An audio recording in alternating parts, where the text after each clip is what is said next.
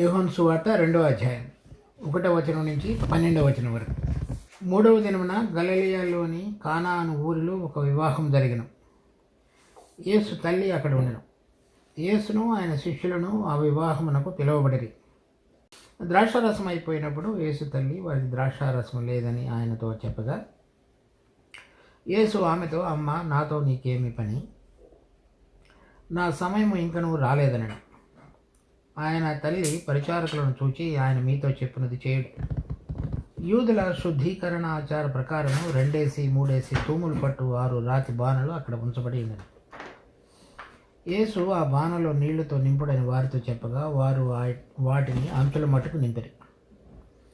అప్పుడు ఆయన వారితో, మీరిప్పుడు ముంచి విందు ప్రధాని వద్దకు తీసుకొని పోండి అని చెప్పగా, వారు తీసుకొని పోయారు. ఆ ద్రాక్షారసం ఎక్కడ నుండి వచ్చినో ఆ నీళ్లు ముంచి తీసుకుని పోయిన పరిచారకులకే తెలిసినది, కానీ విందు ప్రధానికి తెలియని కనుక ద్రాక్షారసమైన ఆ నీళ్లు రుచి చూచినప్పుడు ఆ విందు ప్రధాని పెండ్లి కుమారుని పిలిచి, ప్రతివాడును మొదట మంచి ద్రాక్షారసం పోసి జనులు మత్తుగా ఉన్నప్పుడు జబ్బు రసం పోయింది. నీవైతే ఇదివరకును మంచి ద్రాక్షారసం ఉంచుకొని ఉన్నామని అతనితో చెప్పాను. గలిలయలోని కానాలో యేసు ఈ మొదటి సూచిక క్రియను చేసి తన మహిమను బయలుపరచెను. అందువలన ఆయన శిష్యులు ఆయన యందు విశ్వాసముంచిరి.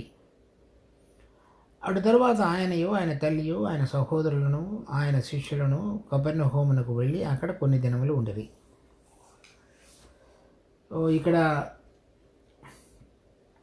ఈ 3వ దినానంటే ఈ నతనీయులు కూడా ప్రభువును గురించినటువంటి ప్రత్యక్షతలోనికి తీసుకుని రాబడిన తర్వాత వాళ్ళందరూ అక్కడ కలిసి ఉంటున్నప్పుడు 3 దినాలు వారు 1వ అధ్యాయం 38వ వచనంలో, రబ్బీ, నువ్వు ఎక్కడ కాపురం ఉన్నావని ఆయనతో అడిగిరి. అలా అంద్రెయ, తర్వాత ఫిలిప్పు, తర్వాత పేతురు, నతనీయులు వీళ్ళందరూ కూడా ఈ 39వ వచనం నుంచి 51వ వచనం వరకు ఉన్నటువంటి ఈ సంఘటనలు, సందర్భాలలో నలుగురు ప్రభుతో కూడా శిష్యులుగా చేయబడినటువంటి ఉదంతాన్ని మనం చూసాం. అలా జరిగిన 3 రోజుల తర్వాత ఈ కానా అనేటువంటి ఊరిలో వివాహం జరిగింది. యేసు తల్లి కూడా అక్కడ ఉన్నది. తర్వాత యేసును అతని శిష్యులు ఆ వివాహంకు పిలువబడి వీళ్ళందరూ కూడా వచ్చారు. వచ్చినప్పుడు అక్కడ ద్రాక్షారసం అయిపోయినప్పుడు, అంటే వివాహంలో ఈ పెండ్లి విందులో ఈ ద్రాక్షారసం అనేటువంటిది వాళ్ళ యొక్క సంప్రదాయ ఆచారం. ఈ ద్రాక్షారసం కూడా అందించడం అనేటువంటిది అయినప్పుడు అది కొంత సమయం తర్వాత అయిపోయినప్పుడు యేసు తల్లి ప్రభువుతో చెప్పింది, అక్కడ ద్రాక్షారసం అయిపోయిందని చెప్పినప్పుడు ప్రభు అన్నాడు, అమ్మ, నాతో నీకేం పని? నా సమయం ఇంకనూ రాలేదన్నాడు. అంటే అక్కడ దాదాపుగా తన తల్లిని తెలియదు అన్నట్లుగా మాట్లాడాడు. అనగా ప్రభు ఎప్పుడు కూడా యోహాను సువార్త 5వ అధ్యాయం 19వ వచనంలో చూస్తే, కాబట్టి యేసు వారికి ఇట్లు ప్రత్యుత్తరం ఇచ్చెను, తండ్రి ఏది చేయుట కుమారుడు చూచునో అదే కానీ తనంతట తాను ఏదియూ చేయనేరడు. ఆయన వేటిని చేయనో వాటిని కుమారుడును అలాగే చేయను. తండ్రి కుమారుని ప్రేమించుతూ తాను చేయి వాటి నెలను ఆయనకు అగుపరుచుచున్నాడని మీతో నిశ్చయముగా చెప్పుచున్నానండి. మరియు మీరు ఆశ్చర్యపడినట్లు వీటికంటే గొప్ప కార్యములను ఆయనకు అగుపరచును. ఇక్కడ నా సమయం ఇంకనూ రాలేదు అంటే, పరలోకంలో ఉన్నటువంటి తండ్రి నాకు ఇంకనూ ఇప్పుడు నేనేం చేయాలో అది నాకు బయలుపరచలేదు, అంతవరకు నేనేమీ చేయను అని తండ్రితోటి చెప్తున్నాడు. అక్కడ వివాహంలో ఈ ద్రాక్షరసము అయిపోవటం అనేటువంటిది పెండ్లి విందు ఏర్పాటు చేసినటువంటి పెద్దలకు, ఇంటి వారికి కూడా ఎంతో సిగ్గు, అవమానకరమైనటువంటి విషయంగా వాళ్ళు భావిస్తారు. అది ఎక్కడైనా సరే మనం కొంతమంది అతిథులను పిలిచినప్పుడు భోజనం కానీ ఇంకా ఏదైనా దానికి సంబంధించిన అవి కొరతపడినట్లయితే అది కొంచెం ఇబ్బందికరమైనటువంటి పరిస్థితిలోనికి వాళ్ళందరినీ ఆహ్వానించిన వారు ఇబ్బంది పడతారు. అటువంటి స్థితిలోనికి తీసుకుని రాబడినటువంటి పరిస్థితి ఇప్పుడు ఇక్కడ కనబడుతుంది. అయితే తల్లి వెంటనే దాన్ని అర్థం చేసుకున్నది. అది కుమారుడు తన సమయంలో ఏదైనా జరిగిస్తాడు, లేకపోతే తన ఇష్ట ప్రకారంగా చేస్తాడు అని. అలా చెప్పినప్పుడు 5వ వచనంలో చూస్తాం, ఆయన తల్లి పరిచారకులను చూచి ఆయన మీతో చెప్పినది చేయుడని. ఒక ఇక్కడ ఒక చిన్న విషయాన్ని మనం గమనించవచ్చు, అది మనకు కూడా ఎంతో ఉపయోగకరం. మనము ఏదైనా సరే ఒక విషయాన్ని ప్రభు దగ్గరికి తీసుకెళ్ళవచ్చు ప్రార్థనలో, కానీ చివరికి మనం ఏమి అర్థం చేసుకోవాలంటే, ఆయన మీతో చెప్పినది చేయుడనెను. అంటే ఏది తండ్రి యొక్క లేక కుమారుని యొక్క చిత్తమో అది చేయటం అనేటువంటిదే మనం అర్థం చేసుకోవాలి, చేయాలి. తర్వాత వేరే వాళ్ళకు కూడా అదే మనం మాట్లాడాలి. కానీ మనకు కావాల్సింది అంటే తను తల్లిగా కుమారుడి మీద హక్కును చూపించడానికి చేసే ఎటువంటి ప్రయత్నము చేయలేదు. ఇక్కడ మన జీవితాల్లో కూడా మనము ఆయనకు పిల్లలం కదా అని చెప్పి తండ్రి అయినటువంటి దేవుని ఎదుట మనకు కావలసినవన్నీ కూడా మనం నెరవేర్చుకోవడానికి మనం చూడకూడదు. వారి ఇష్టము వారి సమయంలోనే అన్నిటినీ జరిగిస్తారనేటువంటి నమ్మకంతో మనం జీవించడం అనేటువంటిది అభ్యాసం చేసుకోవాలి. 6వ వచనం, యూదుల శుద్ధీకరణాచార ప్రకారం 2-3 తూములు పట్టు 6 రాతి బాణాలు అక్కడ ఉంచబడి ఉండను.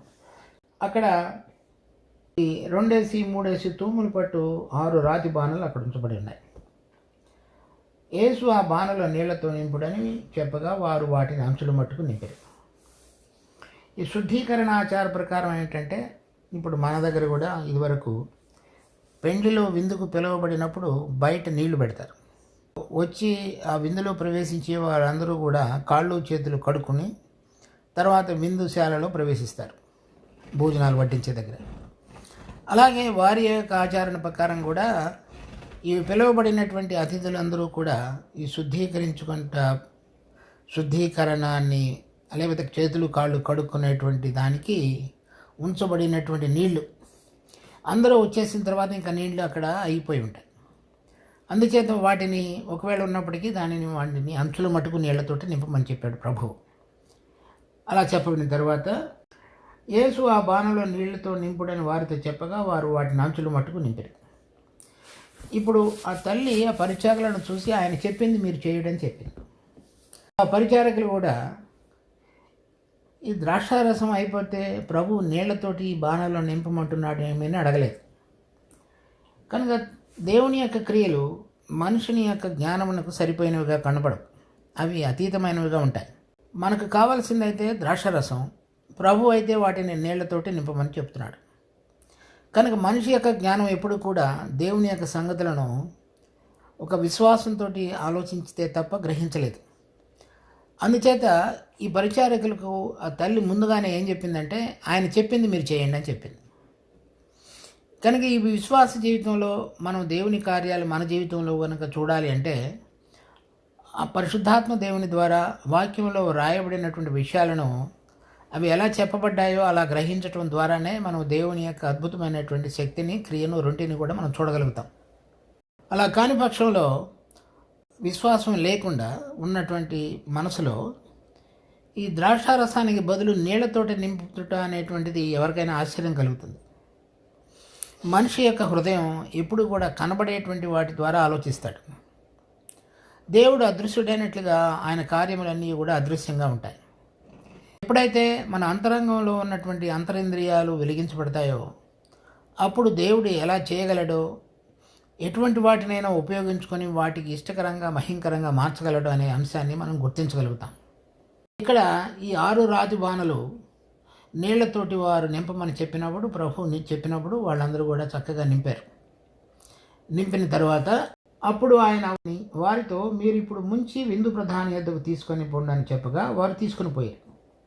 ఆ ద్రాక్షారసం ఎక్కడ నుండి వచ్చునో ఆ నీళ్లు ముంచి తీసుకుని పోయిన పరిచారకులకే తెలిసినది, కానీ విందు ప్రధానికి తెలియకపోయాను. కనుక ద్రాక్షారసమైన ఆ నీళ్లను రుచి చూచినప్పుడు ఆ విందు ప్రధాని పెండి కుమారుని పిలిచి, ఇక్కడ నింపిన తరువాత ప్రభు ఏం చెప్పాడంటే, ఆ నీళ్లను మీరు ఇప్పుడు ముంచి ఆ విందు ప్రధాని వద్దకు తీసుకొని పొండని చెప్పాడు. వాళ్ళు ఈ బాణలు అంచుల మట్టుకు నింపబడినటువంటిది నీరు. వారు ముంచినప్పుడు కూడా వాళ్ళకు తెలిసినంత వరకు నీళ్ళే వాటిని ముంచుకొని తీసుకువెళ్ళారు.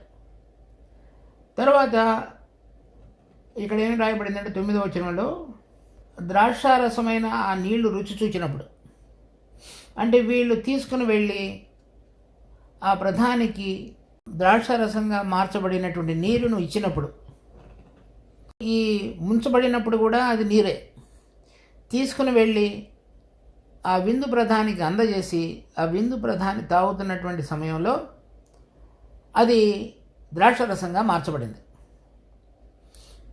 ఈ నీరు అనేటువంటిది ఈ సహజమైనటువంటి దానికి గుర్తుగా ఉంది. ద్రాక్షారసం అనేటువంటిది మార్చబడిన దానికి గుర్తుగా ఉంది.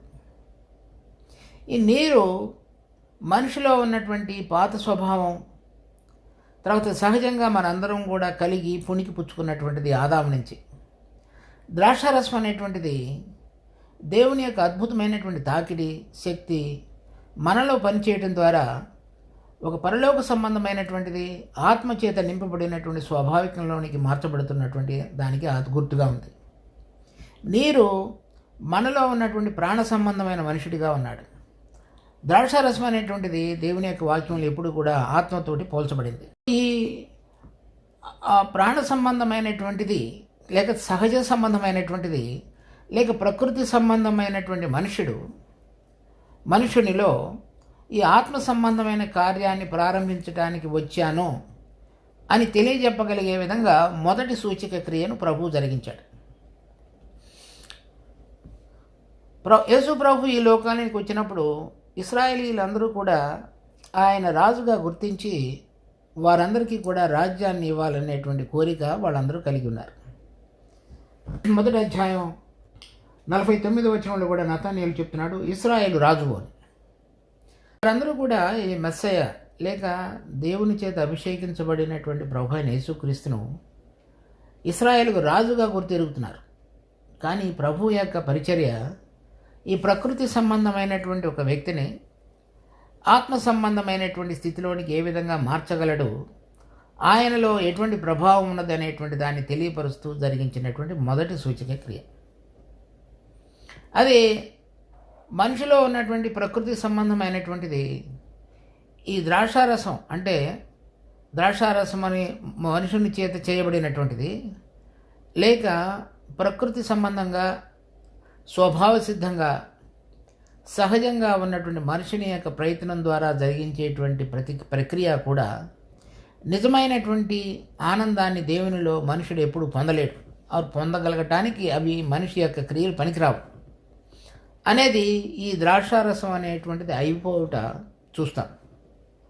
కనుక మనిషిలో ఉన్నటువంటి స్వభావం ఈ దేవుని యొక్క నియమాన్ని అందుకొని దేవుడు మనకు అనుగ్రహించాలని కోరుతున్నటువంటి ఆశీర్వాదాలు కానీ లేక దేవుడు కోరిన విధంగా నీతిగా జీవించగలిగినటువంటి శక్తి కానీ ఉండవు అనేటువంటి దానికి గుర్తు ఈ ద్రాక్షారసం అయిపోవటం. అంటే మనిషిలో అటువంటిది ఏది కూడా లేదు అనేది. అలా అయిపోయినప్పుడు మనలో ఉన్నటువంటి ప్రకృతి సంబంధమైన స్వభావాన్ని మార్చగలుగుటకు సామర్థ్యం కలిగిన దేవుడిగా, దేవుని కుమారుడిగా ఈ కానా అనేటువంటి పెండ్లి విందులో మొదటి సూచక క్రియ ద్వారా ఆయన ఎటువంటి పరిచర్యకు ఈ లోకానికి వచ్చి ఉన్నాడు అనే విషయాన్ని వాళ్ళకి తెలియపరుస్తూ చేసినటువంటిది. కనుక ఇప్పుడు మనం చూడవలసిన విషయం ఇదే. మనిషి యొక్క ప్రయత్నం ద్వారా దేవుని యొక్క నియమాన్ని అందుకోవటానికి చేసే ప్రతి ప్రయత్నం కూడా ఈ ద్రాక్షారసం అనేటువంటిది అయిపోవటం అనే దానికి గుర్తుగా ఉంది. తర్వాత ప్రభు వచ్చి మనలో జరిగించాలని చూస్తున్నటువంటి కార్యం ఏమిటంటే మన స్వభావాన్ని అది కొత్తగా దాన్ని మెరుగుపరచడానికి కాదు ఆయన ఇక్కడికి వచ్చింది. ఆ నీరు అనేటువంటి దానిని పూర్తిగా ద్రాక్షారసంగా మార్చడానికి వచ్చాడు. ఆయన ద్రాక్షారసంగా మార్చినప్పుడు కొంత నీరు కొంత ద్రాక్షారసంగా లేదు. పూర్తిగా నీరు అంతకు మునుపున్నది ఇప్పుడు పూర్తిగా ద్రాక్షారసంగా మార్చబడింది. అందుచేతనే ఆ విందు అధికారి చెప్పి ఉన్నాడు, మొదటిలో అందరూ కూడా మంచి ద్రాక్షారసం అనుగ్రహించి విందు చివరలో అది పలచబడినటువంటిది సరైనది కానినటువంటిది వడ్డిస్తారు. అలా కాకుండా మీరు ఇప్పుడు శ్రేష్టమైన దానిని చివరిలో కూడా అందిస్తున్నారని చెప్పాడు. అదే జబ్బు ద్రాక్షారసం. అలా కాకుండా దేవుడు మనలో జరిగించేటువంటి ఆత్మ సంబంధమైన కార్యం ఎలా ఉంటుంది అంటే అన్నిటికంటే శ్రేష్టమైనదిగా, రుచికరమైనదిగా చేయబడుతుంది ఉంటుంది. అలాంటిదిగా దేవుడు మనలో ఈ కార్యాన్ని జరిగిస్తాడు. అది ఆయన ఇష్టపడుతున్నాడు అలా జరిగించడానికి. మనిషి ఈ పాత స్వభావాన్ని, శరీర సంబంధమైన తత్వాన్ని అలా విడిచిపెట్టడానికి ప్రభు అయిన యేసుక్రీస్తు యొక్క శిలువలో మనం ఐక్యపరచుకోవడం ద్వారా నూతనంగా తిరిగి మనం ఆయనతో పాటు లేచుట అనేటువంటిది ఈ మార్చబడినటువంటి ద్రాక్షారసానికి స్థితికి గుర్తుగా ఉంది.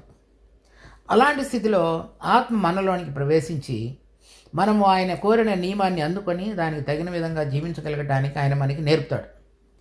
అలాంటిది మనం గనక అభ్యాసం చేసుకోకపోతే మనము ఆ పాత సంబంధం అంటే నీరు వలె, ప్రకృతి సంబంధం వలె ఉంటూ, లేక మనుషుడు చేసినటువంటి ద్రాక్షారసం యొక్క స్థితిలో జీవిస్తూ దేవుని యొక్క నియమాన్ని అందుకోవటానికి జరిగించేటువంటి విధిలో ఉంటాడు. అలా కాకుండా మనిషికి చెందినటువంటి ప్రకృతి సంబంధమైనటువంటి స్థితిని రెండింటినీ కూడా ప్రక్కకు పెట్టి దేవుని యొక్క సమయంలో నీటిని ద్రాక్షారసంగా మార్చినటువంటి ఆయన యొక్క ప్రభావం ద్వారా మనం తాకబడి ఆత్మచేత కదిలించబడి ఒప్పుదలలోనికి వచ్చి మనలో ఉన్నటువంటి సామర్థ్యము, శక్తి అంతయు కూడా దేవునికి వ్యతిరేకంగా ఉన్నదనే విషయాన్ని గుర్తెరిగి ఓడిపోయాను అనేటువంటి దానిని కనుక ప్రభువు చెప్పగలిగితే అయిపోయిందని, ప్రభు మన జీవితాన్ని తీసుకొని చక్కగా దేవుని యొక్క ఆనందంలోనికి, శక్తిలోనికి, ఆయన ప్రభావం ద్వారా నడిపించబడగలిగేటువంటి అనుభవంలోనికి నడిపించడానికి సిద్ధంగా ఉన్నాడు. మొదటగా చేసినటువంటి సూచక క్రియ ద్వారా ఆయన ఎటువంటి పరిచర్యకు పునాది వేస్తున్నాడు అనేటువంటి అంశాన్ని తెలియపరుస్తూ జరిగించినటువంటి మొదటి సూచక క్రియ. అయితే దీనిలో మనుషులమైన మన అందరం కూడా ఒక విషయాన్ని గుర్తెరగాలి. చూడండి, లూకా సువార్త 5వ అధ్యాయం 39వ వచనం. పాత ద్రాక్షారసము త్రాగి వెంటనే క్రొత్త దానిని కోరువాడెవడనూ లేడు, పాతదే మంచిదని అనునని చెప్పాను. సో ఒకవేళ ఎవరైనా సరే మొదట ఈ ద్రాక్షారసం యొక్క అనుభవం కలిగి ఉంటే అది తాగిన తర్వాత, పాతది తాగిన తర్వాత క్రొత్తది వారికి ఇచ్చినట్లయితే కొత్తది కూడా తాగి వారు ఏమంటారంటే పాతది బాగుంది అంటారు అని చెప్తున్నాడు వాక్యంలో.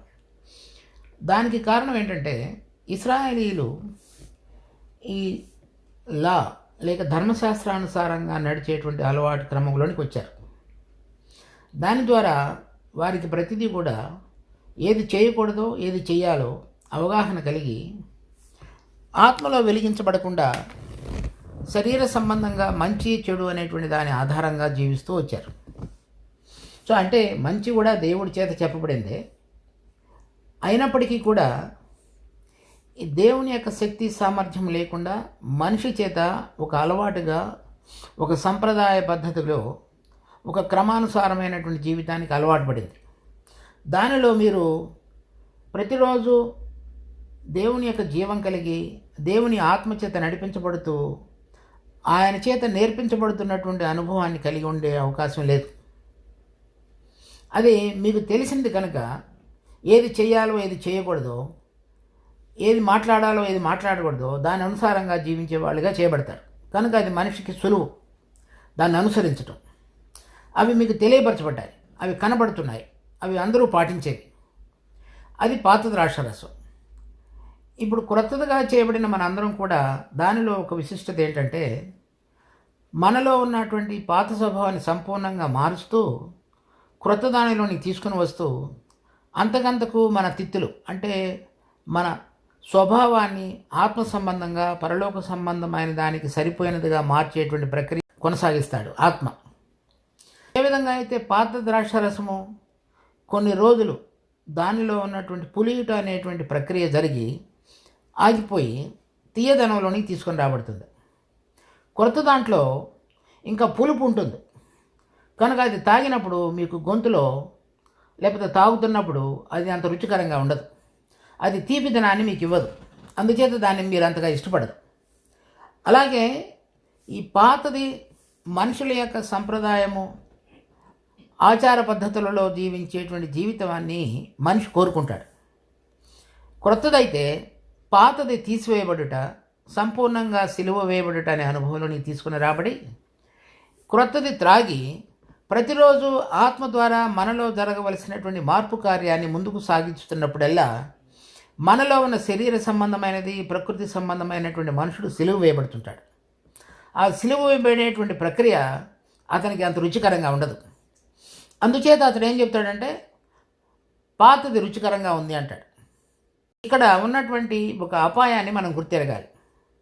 ఎప్పుడు కూడా మనిషి తన అలవాటు పడినటువంటి క్రైస్తవ సిద్ధాంతం కానీ తన జీవిత క్రమాన్ని కానీ కోరుకుంటాడు. కానీ దేవుడు మన జీవితంలో మనలను ప్రేమించి మనకు అనుమతిస్తున్నటువంటి పరిస్థితులలో దేవుడు ఏమి నేర్పుతున్నాడు అనేటువంటి విషయాన్ని గుర్తించకుండా తనలో ఉన్నటువంటి వైఫల్యాలను, పనికిరానితనాన్ని, అసమర్థతను దేవుని ఎదుట ఒప్పుకోకుండా తనను తాను సమర్థించుకుంటూ తను సరిగానే జీవిస్తున్నాను అనుకునే జీవిత క్రమంలో ఉండటం అనేటువంటిది పాత ద్రాక్షరసం త్రాగి బాగుందని అనుకోవటం.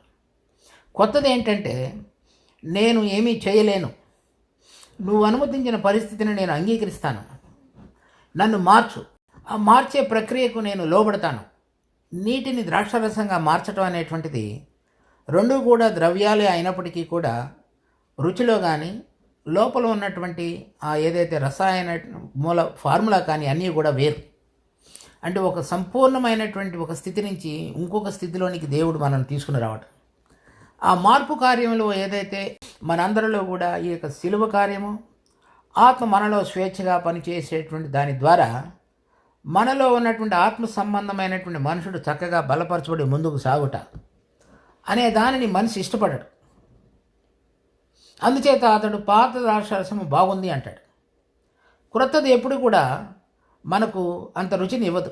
ఎందుచేతనంటే పాతది చనిపోవటం అనేటువంటి దానిని జరుగుతున్నప్పుడే క్రొత్తది మారుతుంది. మన దేవుడు మనిషిలో ఎటువంటి రకంగా తన కార్యాన్ని ఆరంభించి చక్కగా ఒక ఉద్దేశాన్ని ఈ తన మొదటి సూచిక క్రియ ద్వారా ఏదైతే తన పరిచర్య మొత్తానికి సంబంధించినటువంటి విషయాన్ని ఈ సూచిక క్రియ ద్వారా వారందరితోటి కూడా మాట్లాడాడు. అదేవిధంగా మనతో కూడా ప్రభువు మాట్లాడుతున్నాడు. తర్వాత ఇంకొక విషయం కూడా చూడాలి. 11వ వచనంలో గలిలయలోని కానాలో యేసు ఈ మొదటి సూచిక క్రియను చేసి తన మహిమను బయలుపరచను, అందువలన ఆయన శిష్యులు ఆయన యందు విశ్వాసం ఉంచిరి. ఇక్కడ ప్రభువు ఒక నూతనమైనటువంటి ఈ పరిచర్యను ప్రారంభించాడు. అంతకు మునుపు వరకు కూడా మోషే ద్వారా లేక అనేక మంది ప్రవక్తల ద్వారా రకరకాలైనటువంటి సూచక క్రియలు దేవుడు ఇశ్రాయేలీల మధ్యలో జరిగించి వారందరితో కూడా మాట్లాడుతూ వచ్చాడు. కానీ ఇప్పుడు ప్రభు వచ్చినప్పుడు జరిగించబోయేటువంటి సూచక క్రియలు యొక్క విశిష్టత, మహత్యము అనేక రెట్లు గొప్పది. అది చేయబడినప్పుడే ఈ పాత నిబంధన కాలానికి అలవాటు పడి మోషే యందు నమ్మిక ఉంచి వాళ్ళ యొక్క సంప్రదాయాలు, ఆచారాలు బద్ధతంగా జీవించేటువంటి శిష్యులు కూడా ఈ క్రొత్త దానిని చూడగలిగి వారి యొక్క అంతరంగంలో దీనిని గురించిన ముద్ర వేయబడినప్పుడు ఆయన యందు నమ్మిక ఉంచి మరింత బలపడే అవకాశం ఉంది. అందుచేత ఆ కార్యాలను ఆయన వారి పక్షంగా అక్కడ జరిగించి వారు మరింతగా బలపడగలిగేటట్లుగా చేశారు. మనము ఇప్పుడు మనలో ఒకసారి ఆ దేవుని యొక్క ఆత్మచేత తాకబడి ఆత్మలో దేవుని కార్యము మనం జరిగించుట అనేటువంటిది చూసిన తరువాత మనము బయట కనబడుతున్న విషయాలను కాకుండా దానికి సంబంధించిన అంతరంగంలో దేవుని యొక్క తాకటిని గురించినటువంటి దీన్ని కలిగి ఆ మార్పును మనం ఆస్వాదించడం అనేటువంటిది నేర్చుకోవాలి. అలా దేవుని యొక్క ఆశీర్వాదాన్ని మనం పొందగలిగిన వారంగా చేయబడతాం. దేవుడి ఈ వాక్యమును మన కొరకై ఆశీర్వదించిందా. మా ప్రేమ కలిగిన తండ్రి, మీకు ఎంతో వందనాలు. మరి మాలో ఉన్నటువంటి ఈ జ్ఞాన సంబంధమైన, ఆచార సంబంధమైన, శరీర సంబంధమైన, ప్రకృతి స్థితి నుంచి మార్చి మీలో ఉన్న ఉత్సాహాన్ని, సంతోషాన్ని పరలోక సంబంధమైనటువంటిది, ఆత్మ సంబంధమైన స్థితిలోనికి మార్చడానికి మీరు చేసిన సూచక క్రియ ఈ ఉదంతం అంతటిని బట్టి కూడా మీకు ఎంతో వందనాలు. దాని ప్రకారంగా మేము జీవించగలుగుటకు ఈ ఆత్మ మాలో ఉంటూ దినదినము అది ఎదగటానికి మేము లోపడగలిగి మీలో ఉన్నటువంటి సంపూర్ణమైనటువంటి ఆ పరలోకపు సౌందర్యాన్ని పొందగలిగేటువంటి రీతిలో మీ కార్యమును మాలో కొనసాగించమని ప్రార్థిస్తున్నాం. ఈ వాక్యాన్ని మా కొరకై దీవించమని వేడుకుంటున్నాం. రక్షకుడు ప్రభు అయిన యేసునామమున ప్రార్థిస్తున్నాం తండ్రి. ఆమేన్.